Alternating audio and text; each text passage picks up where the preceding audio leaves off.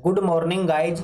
पशु परिचर भर्ती की इस क्विज सीरीज के अंदर आपका फिर से स्वागत है। आज का हमारा टॉपिक रहेगा पशुओं से संबंधित शब्दावली। इस क्विज के अंदर हम परीक्षा की दृष्टि से होने वाले मोस्ट इंपॉर्टेंट क्वेश्चन करेंगे, वो भी ट्रिक्स के साथ।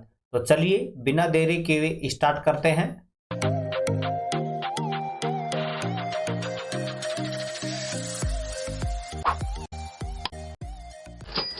क्वेश्चन फर्स्ट, निम्न में से लैक्टेशन अवधि है। ऑप्शन ए, जब मादा तथा नर पशुओं के जनन अंग सक्रिय हो जाते हैं। तो ये ऑप्शन हमारा रॉन्ग हो जाएगा, क्योंकि इस अवस्था को कहा जाता है यौन अवस्था, जब पशुओं के जनन अंग सक्रिय हो जाते हैं। इसी के साथ ऑप्शन बी, स्तनपान के बाद की वह अवधि जिसमें पशु दूध उत्पादन नहीं करता है, इस अवधि को कहा जाता है शुष्क अवधि, जिसमें पशु है वो अपनी मर्जी से दूध नहीं देता है, इसे शुष्क अवधि कहते हैं। इसी के साथ ऑप्शन सी, प्रसव के बाद की अवधि जिसमें पशु दूध पैदा करता है। देखिए, दूध में एक शुगर या हम कहें कि शर्करा पाई जाती है, जिसका नाम है लैक्टोज शर्करा। इसी शर्करा के कारण जो दूध का स्वाद है वो मीठा होता है। इस आधार पर हम कह सकते हैं कि दूध एक प्रकार का लैक्टोज है, और इसी लैक्टोज के प्राप्त होने की जो अवधि है उसे ही लैक्टेशन अवधि कहते हैं। तो हमारा जो यहाँ पर राइट आंसर है वो हो जाएगा ऑप्शन सी, प्रसव के बाद की अवधि जिसमें पशु दूध पैदा करता है वो कहलाती है लैक्टेशन अवधि। ऑप्शन डी, सर्विस की तारीख यानी कि वास्तविक गर्भाधान से प्रसव की तारीख तक की अवधि, इसको कहते हैं प्रसव अवधि या गर्भावस्था। इसमें जिस दिन गाय को गर्भित किया जाता है उस दिन से लेकर जब तक प्रसव हो जाए उस दिन के बीच में जो भी टाइम पीरियड होता है उसी को प्रसव अवधि कहते हैं या गर्भावस्था काल कहा जाता है। अब आपको एक शब्द और याद रखना है, जो कि है सुखाना। इस सुखाना शब्द में और जो ऑप्शन बी है हमारा शुष्क अवधि, इन दोनों शब्दों में बहुत ही थोड़ा अंतर है। देखिए, जो सुखाना होता है इसमें जो भी गर्भित गाय या भैंस होती है उनके दूध को सुखा दिया जाता है उनके पशुपालक के द्वारा। और वो क्यों सुखाया जाता है? ताकि जो गर्भित गाय या भैंस है और उसका जो प्रसव है उनकी ठीक तरह से देखभाल की जा सके। जबकि जो शुष्क अवधि है इसके अंदर पशु है वो स्वयं दूध नहीं देता है। तो इन दोनों में ये अंतर है। इसमें जानबूझ के इनका दूध सुखाया जाता है ताकि वो ऐन में न आए, और इनमें पशु दूध देना स्वयं बंद कर देते हैं। ये आपको इनमें अंतर ध्यान रखना है। नेक्स्ट क्वेश्चन, क्वेश्चन नंबर 2, मादा गाय की गर्मी या एस्ट्रस का पता लगाने के लिए इस्तेमाल किए जाने वाला पुरुष नसबंदी वाला बैल कहलाता है। ऑप्शंस देखिए, कोलेस्ट्रोम, बी टीजर, सी बुलर, डी कलिंग। तो यहाँ पर हमारा राइट आंसर हो जाएगा ऑप्शन बी, टीजर बुल। क्योंकि ये जो टीजर बुल होता है इसके अंदर इसकी जो शुक्राणु वहन नलिका है इसको काट दिया जाता है, जिसके कारण इसके वीर्य में शुक्राणु नहीं होते हैं, जिससे कि गाय है वो गर्भित नहीं होती है। जिस कारण जो गाय की गर्मी या मध्यकाल है या एस्ट्रस का पता लगाने के लिए इस टीजर बुल का प्रयोग किया जाता है। अब हम अदर ऑप्शंस की बात करेंगे।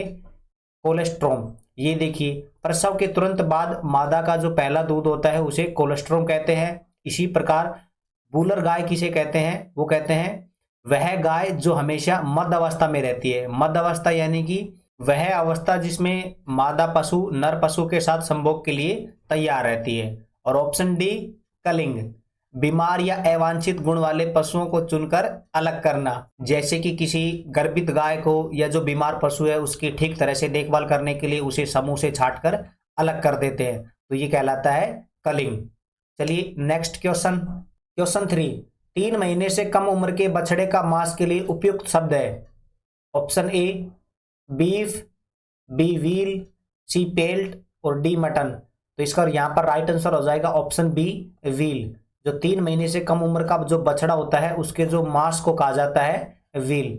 Option A, beef. बीफ होता है मवेशियों का मांस। आमतौर पर इसे लोग गाय के मांस के लिए भी प्रयोग करते हैं इस शब्द को, लेकिन मूल रूप से मवेशियों का ही मांस बीफ कहलाता है। Option D, mutton.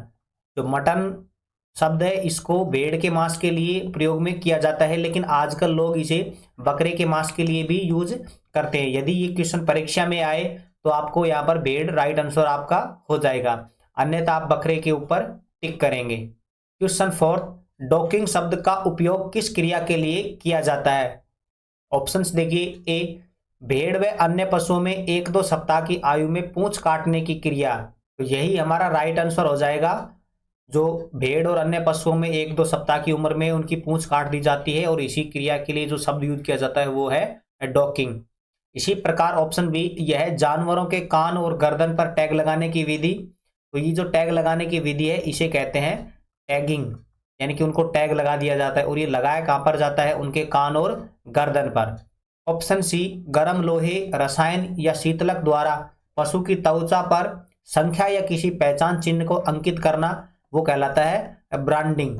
जैसे नाइक कंपनी के जो भी शूज हैं उनको ब्रांडिंग करने के लिए उनके ऊपर इस तरह का लोगो लगाया जाता है और वहां पर ऐसे नाइक लिख दिया जाता है, तो ये उनकी ब्रांडिंग हो जाती है।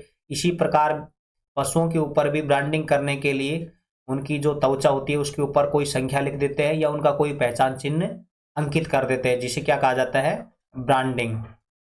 ऑप्शन डी पशुओं में सींगों को हटाने की क्रिया, इस हटाने की क्रिया को कहते हैं डिसबेडिंग। ये आपको याद रखना है, इसका दूसरा नाम और है डिसहार्निंग या डिसबेडिंग। इन दोनों शब्दों में से आपको एक शब्द जरूर मिलेगा ऑप्शन में। तो इसी क्रिया को कहा जाता है डिसबेडिंग, क्योंकि जो पशु हैं ये आपस में लड़कर एक दूसरे में अपने सींग फंसा लेते हैं, तो जो पशुपालक हैं इन सींगों को छोटी उम्र में ही हटा देते हैं और इसी क्रिया को कहा जाता है डिसबेडिंग। क्वेश्चन नंबर 5, मुर्गों में बधियाकरण करना कहलाता है। देखिए बधियाकरण का मतलब होता है उनकी प्रजनन क्षमता को समाप्त करना, तो इसे क्या कहा जाता है। ऑप्शंस देखिए, ब्रोइलर, कैपोनाइजेशन, पिकिंग, केनाबोलिज्म। तो यहां पर हमारा राइट आंसर हो जाएगा ऑप्शन बी, केपोनाइजेशन। अब हम बात करेंगे अदर ऑप्शन की। देखिए ब्रोइलर, मांस उत्पादन के लिए पाले जाने वाले कुक्कुट जो होते हैं उनको कहते हैं ब्रोइलर। इसी प्रकार जो अंडे प्राप्त करने के लिए पाले जाने वाली मुर्गियां हैं उनको कहा जाता है लेयर्स, जिनसे अंडे प्राप्त करने के लिए पाला जाता है। इसी प्रकार ऑप्शन सी पिकिंग, मुर्गियों की एक दूसरे के पंखों के काटने की जो हानिकारक गतिविधि है उसे पिकिंग कहा जाता है। और जो केनाबोलिज्म है ये मुर्गियों का एक दूसरे पक्षी को चोंच मारकर घायल करना कहलाता है केनाबोलिज्म। चलिए नेक्स्ट क्वेश्चन पर। क्वेश्चन 6, गाय या भैंस को ब्याने के कितने दिनों के भीतर ही गर्भ धारण करा देना चाहिए। ऑप्शन ए 60 से 90 दिन, बी 40 से 50 दिन, सी 100 से 110 दिन और ऑप्शन डी 50 से 60 दिन। तो इस क्वेश्चन का राइट आंसर हो जाएगा ऑप्शन ए 60 से 90 दिन, क्योंकि ये वो टाइम पीरियड है जिसमें भैंसों को या गायों को गर्भित कराना सबसे अच्छा होता है। चलिए नेक्स्ट क्वेश्चन पर। क्वेश्चन 7, विभिन्न क्रियाओं हेतु ऑपरेशन, इंजेक्शन देना, सींगरोधन, रिंग डालना आदि पशुओं की जमीन के दाईं तरफ गिराना कहलाता है। ऑप्शंस देखिए, डाउन कवर, ग्रिट, ग्रूमिंग या खुरहरा या ऑप्शन डी कास्टिंग। तो यहां पर हमारा राइट आंसर हो जाएगा ऑप्शन डी कास्टिंग कहलाता है। अब हम अदर ऑप्शन की बात करेंगे। देखिए ऑप्शन ए डाउन कवर, पशु ब्याने के 15 दिन पूर्व के अनुमानित समय को कहा जाता है डाउन कवर। इसी के साथ ग्रिट, ग्रिट किसे कहते हैं, जो संगमरमर के छोटे छोटे टुकड़े जो मुर्गियों को खिलाए जाते हैं, और ये क्यों खिलाए जाते हैं, ताकि इन मुर्गियों की जो पाचन शक्ति है वो बेटर रह सके, और इन्हीं संगमरमर के छोटे छोटे टुकड़े को ग्रिट कहते हैं।